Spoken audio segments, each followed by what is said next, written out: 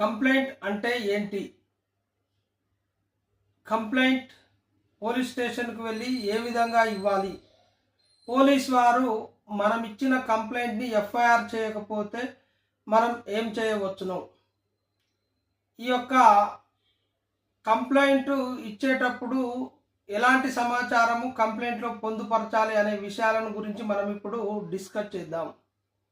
అయితే మొట్టమొదటిసారిగా పోలీస్ స్టేషన్కు వెళ్ళినప్పుడు పోలీస్ స్టేషన్కు వెళ్ళి ఏదైనా ఒక నేరం, అసలు కంప్లైంట్ అంటే ఏంటి అని అంటే, ఏదైనా ఒక నేరం అనేది ఒక వ్యక్తి మీద జరిగినప్పుడు లేదా ఆ వ్యక్తులకు సంబంధించినటువంటి సంబంధీకులు లేదా బంధువుల మీద దాడి జరిగినప్పుడు పోలీస్ స్టేషన్కు వెళ్ళి ఫిర్యాదు చేయడాన్నే కంప్లైంట్ అని పేర్కొంటాం.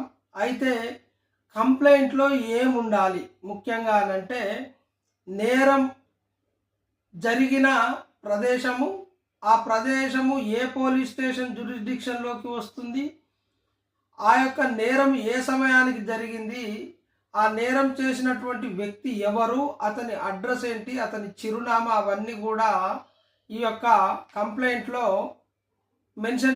అయితే ఈ కంప్లైంట్కు సంబంధించి పూర్తి సమాచారాన్ని మనము మన నెక్స్ట్ వీడియోలో తెలుసుకుందాం.